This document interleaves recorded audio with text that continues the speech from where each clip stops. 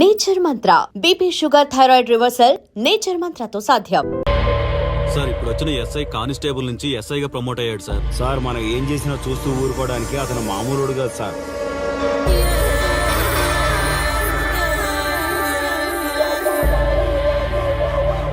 అతను మనకు అలవాటు అయ్యేంత వరకు మనం కొంచెం కంట్రోల్లో ఉందాం సార్.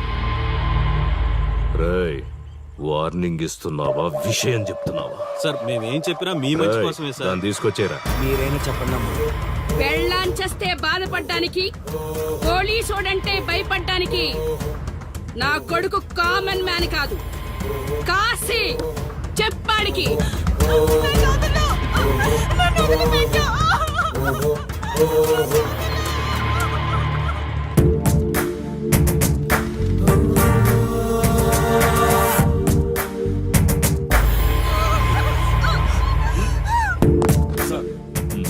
మీరున్నారంటే ఇక్కడ ఎంక్వైరీ చేయడానికి వచ్చాం సార్. కాశీ అంటే ఎవడెక్కడ? నా కొడుకు ఊళ్ళో లేడు, వస్తే కౌరెడతా, అప్పుడు రా. కనిపిస్తే అరెస్ట్ చేసి నీకు కబురెడతా, అప్పుడు నువ్వే రావాలి. నీ పెంపకం కరెక్ట్ కాదు. పదండి.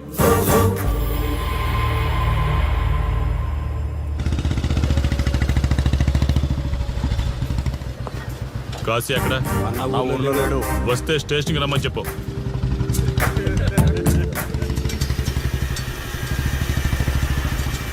కాశీ ఉన్నాడా? ఇక్కడ లేడు. ఏమిటి సార్ ఆలోచిస్తున్నారు? ఆ కాశీ గురించేనా? మీరు ఈ ఊరికి కొత్త సార్. మీ కొత్తగా ఉంటుంది, వింతగా ఉంటుంది. మాకంతా అలవాటైపోయింది సార్.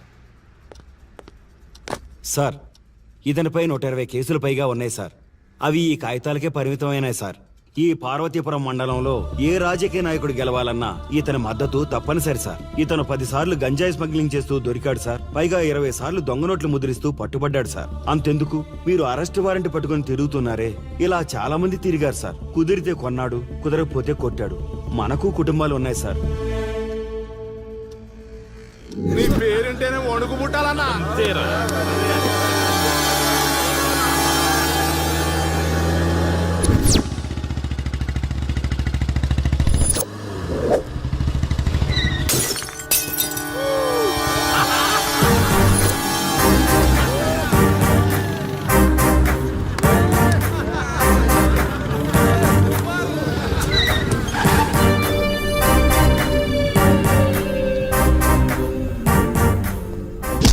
రేయ్, ఒళ్ళు బలిసిందా?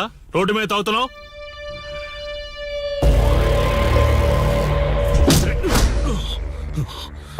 ఈ నర్సీపురం ఊర్లో కాశీ ఒంటి మీద చెయ్యేసావంటే ఘాటికి టికెట్ కన్ఫర్మ్ అయినట్టే. కరెక్ట్ గా దొరికావురా.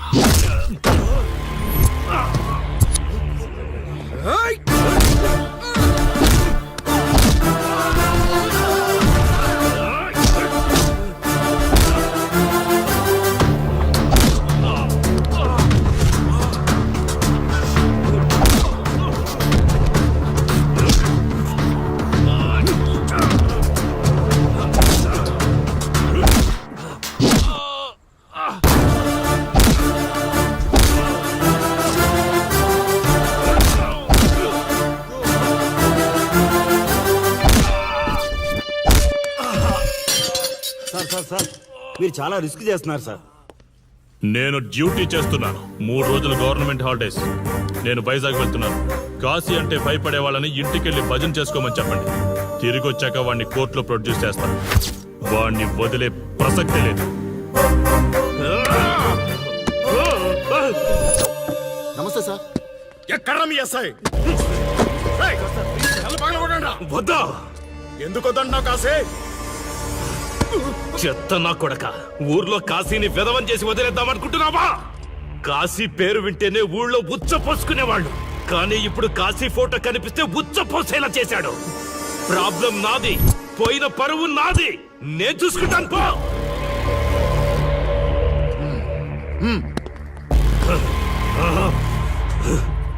చైత్ర, స్టేషన్కి వెళ్ళొస్తాను. Okay daddy. ఇదేం ఇల్లండి, బూత్ బంగ్లాలా ఉంది, అసలు కళగానే లేదు. నువ్వేంట్రా ఇక్కడ? జీవితాంతం జైల్లో ఉంటాననుకున్నావా? ఏమండి?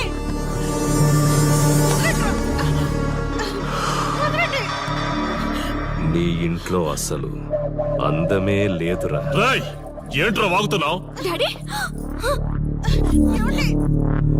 చైత్ర హే, మా డాడీని వదలండి వదలండి వదలండి. ఒక్క నిమిషం ముందు అబద్ధం చెప్పాన్రా. అందమంతా నీ ఇంట్లోనే ఉంది. ఏయ్, ఎవరికి ఎంత కసుందో తీర్చుకొని వచ్చేయండి.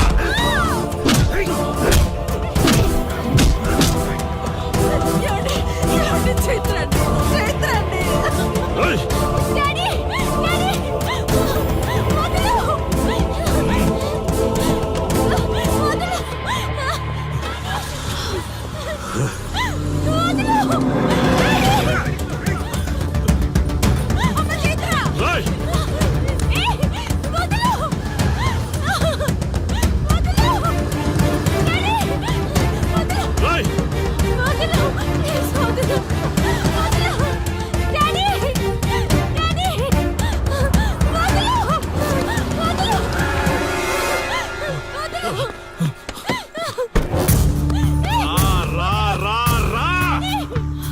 నీ డ్యూటీ నువ్వు చేసుకో, తప్పు లేదు.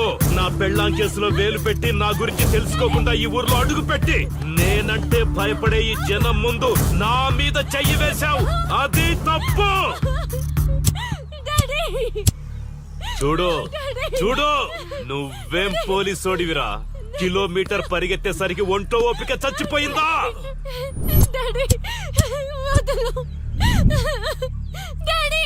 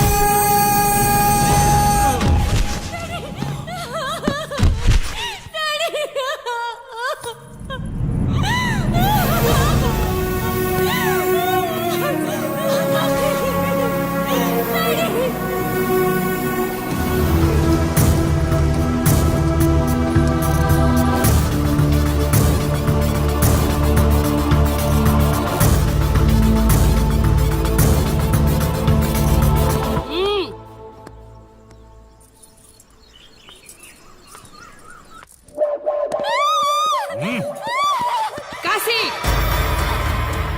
నొప్పి ఒక్కరోజు తెలిస్తే చాలదు. నువ్వు 3 రోజులు జైల్లో ఉన్నావు. అది జీవితాంతం మన ఇంట్లో బందీగా ఉండాలి.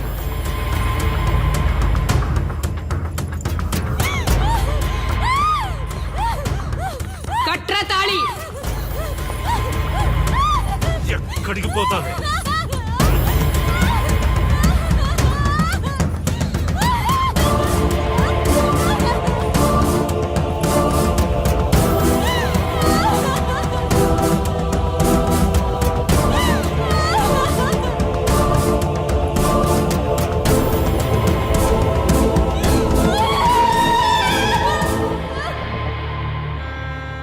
ఆ దుర్మార్గుడి నుండి తప్పించుకుని నా దగ్గరకు వచ్చింది. ఆ తర్వాత నీకు తెలిసింది.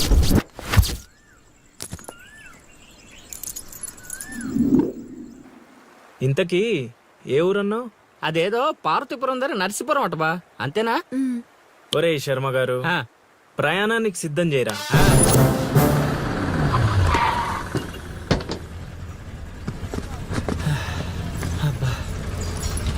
బా, ఊరు చాలా పెద్దదిలా ఉంది.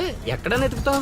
రే శర్మ గారు, నడవడానికి కాళ్ళు, తిరగడానికి ఓపిక 2 ఉన్నాయి కదా. ఐసులా పోనే. పోసేసుకుంటున్నాడు.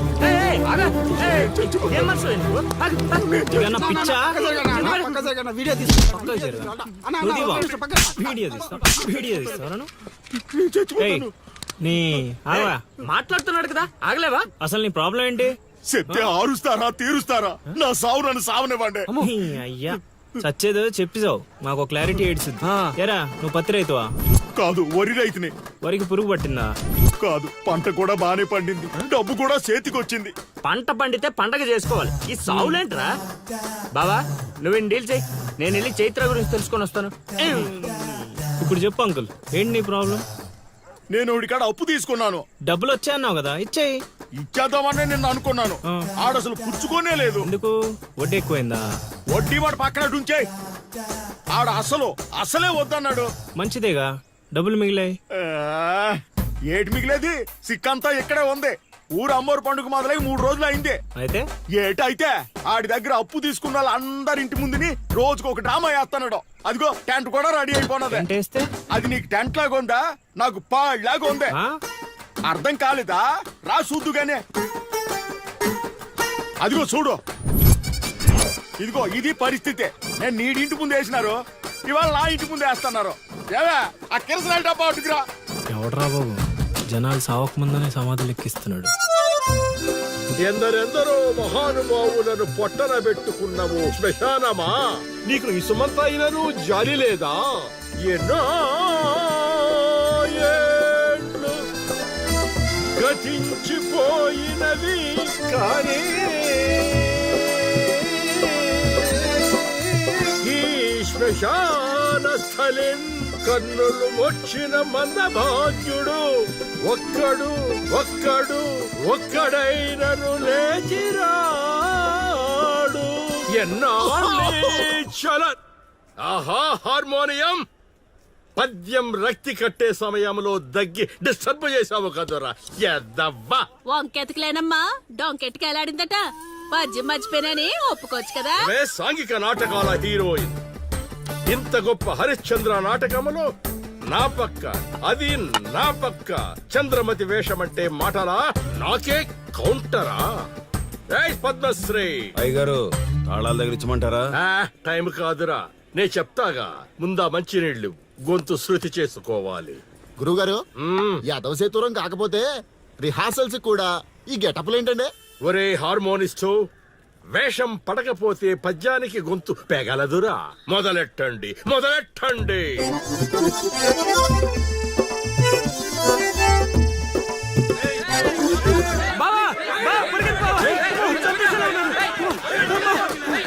ఏం చేసావురా? నేనేం చేయలేదు బావా. ఈ ఊళ్ళో చైత్ర అనే అమ్మాయి ఉంది, మీకు తెలుసా అని అడిగా. అంతే, చైత్ర అంటే చిత్ర అని వినిపించిందట. దాని పిల్లవట బావా.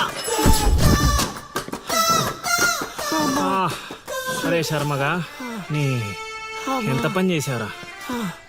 చైత్రాన్ని చిత్ర అనుకుంటేనే 10 కిలోమీటర్లు పరిగెత్తించారు బావా. ఇంకా నయం, డైరెక్ట్ గా వెళ్ళా కాశీగాడిని అడగలేదు. కూర్చోబడిపోతుంది బావా. చైత్రం వెతికి రూట్ ఇది కాదురా. మరేంటో తమరే చెప్పండి బాబు. అమ్మా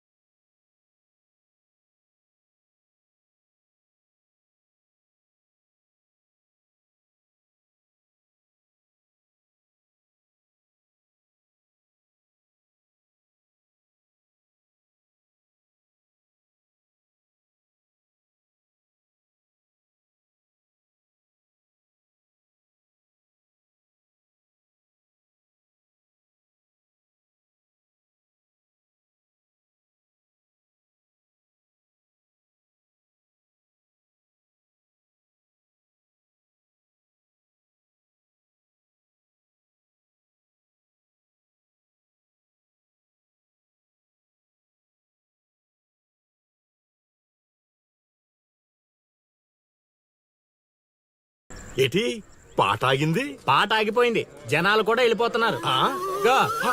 అలా కొయ్యిలా నిలబడపోతే 10 రూపాయలు ధర్మం చేయొచ్చు కదా. హతవిధి కళాకారుడు యాచించుటయా?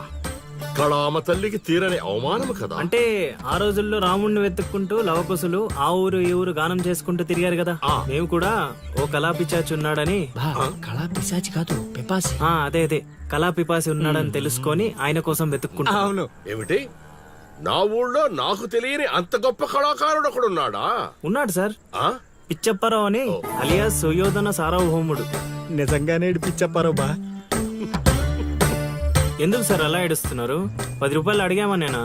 వద్దులేండి సార్. ఆగండి నాయన. మీరేటండి, అసలే మాకు టైం లేదు. పక్క వీధికి వెళ్ళి అడుక్కోవాలి. నీకు అవసరం లేదు నాయన. ఈ రోజు మొత్తం కలెక్షన్ మీరే ఇచ్చేస్తారా? కాదు నాయన, మీరు వెతుకుతున్న ఆ పిచ్చి అప్పారావు అలియా సుయోధన సార్వభౌముణ్ణి నేనే నాయన. బాబు గారు లేవండి లేవండి లేవండి, అవసరం లేదు నాయన. ఏ మా కోసం మీరు అడుకుంటారా ఏంటి? లేదు లేదు, మీ ఆకలి నేను తీరుస్తాను. ఒరే పద్మశ్రీ, అయ్యగారు తాళాలు తగిలించమంటారా? ఇప్పుడు కాదురా, ఇంకా దానికి టైం ఉంది. ముందు వాళ్ళ దగ్గరున్న వాయిద్యాలు తీసుకో. ఇప్పుడు వాళ్ళు మన అతిథులు, అర్థమైందా? రా. ఇంతకీ మన దేవురు నాయనా? సిల్కలూరుపేట. ఓహో, అవును, అక్కడ కళాకారులు ఎక్కువే. అవునవును, అక్కడ అన్ని రకాల కళాకారులు ఎక్కువే. అవును, ఈ లవకుశులుగానే ఎందుకు చేయాలనుకున్నారు? ఏ రాముడు కృష్ణుడు చేయొచ్చుగా. అంటే చిన్నప్పటి నుంచి అలవాటు చేసుకున్నాను సార్. వయసు పెరిగిన కొద్దీ మీసాలు గడ్డాలు పెరిగిపోయాయి. అవునండి, వాటికి ఎరువులు వేయాల్సిన అవసరం గానీ నీళ్లు పోయాల్సిన అవసరం గానీ ఉండదు కదండి, వాటంతటో పెరుగుతుంటాయి. అవునయ్యో, ఈ ఊరంతా నా కళకు అభిమానులే. నా అంత గొప్ప కళాకారుడు కావాలంటే మీరు కూడా నాతో ఉండిపోండి. సార్ ఆ ఇల్లు ఎవరిది సార్? ఏది అదా? కాశీ అని మా బంధువుల ఇల్లే. ఓహో. అదిగో ఎదురుగా వస్తోంది అమ్మవారి ఊరేగింపు, ఆ ఇంటికే వెళుతోంది. చూడు బాబు, ఇదే మా ఇల్లు. ఈ కళాపిపాసి ఆహ్వానాన్ని స్వీకరించండి. రండి. సార్ ఇవన్నీ మీకొచ్చినవేనా సార్? కొన్ని తెచ్చి పెట్టుకుంటే నీకు కూడా వస్తాయి బాబు. పార్వతి, కళని కళాకారుల్ని అవమానిస్తున్నావు. అలానే కదా బంగారు ప్రాసుల్ని కాస్త ధాన్య ప్రాసులు చేసేశారు. ఆ ధాన్యాన్ని బియ్యం చేసి తింటేనే కదమ్మా బంగారమైన సంపాదించగలం, లేదా బంగారంలో బతకగలం. సెహబాడ్ సెహబాడ్, నీ మాటతోనైనా కొందరి కళ్ళు తెరుచుకోవాలి. అన్నట్టు వీళ్ళు ఆ అర్థమైంది. ఏమే ఇంకో ఇద్దరు కంట వండి పడే తినిపోతారు. సత్రంలో తయారైంది కొంప.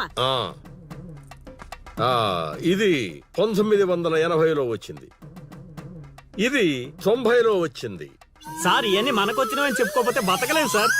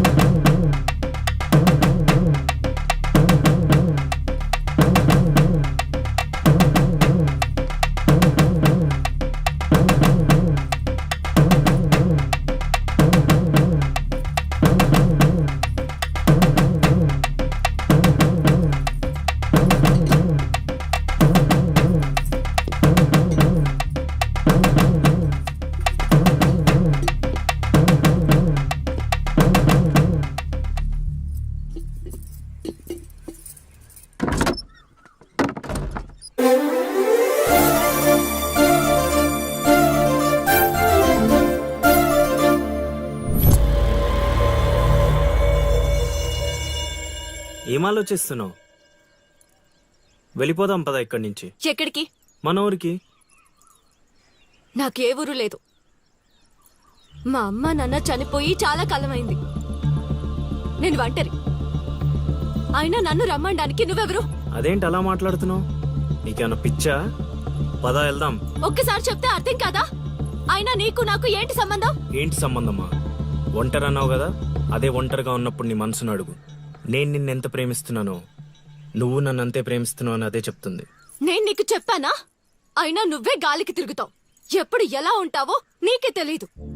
అటువంటిది నిన్ను నమ్మి ఎలా రమ్మంటావు? అయినా వాడు నన్ను కొట్టుకుంటూ తీసుకొచ్చాడు. ఆ రోజు నువ్వు చూస్తూ ఉండిపోయావు. నిన్నేమనాలి? అదా నీ ప్రాబ్లం? ఈ మాత్రం కన్ఫర్మేషన్ చాలు నేను ఫిక్స్ అవ్వడానికి. అయినా నేను ప్రేమించిన అమ్మాయికి పెళ్ళై ఉండాలని మా గురుగారు ఎప్పుడో చెప్పారు. ఆనందం వస్తే స్టెప్ లేకుండా ఏడ్చి కూర్చుంటారా? ఇప్పుడు చెప్తున్నా విను. తెలియకుండా తీసుకెళ్ళిపోవడం, చెప్పకుండా లేపుకెళ్ళిపోవడం కష్టం కాదు, నాకు ఇష్టం లేదు. తీసుకెళ్ళను లేపుకెళ్ళను అన్నానని నువ్వు దేనికి ఫిక్స్ అవ్వకు. ఎందుకంటే నా మాటకి నేనే ఫిక్స్ అవను. 24/7 ఎప్పుడైనా వస్తా. కొంచెం రెడీగా ఉండే.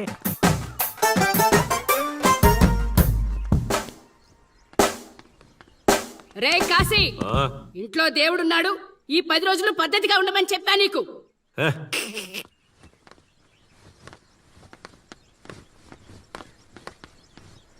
రై రై రై ఇవ్వడ్రాదే రై ఇవ్వడ్రాదే రై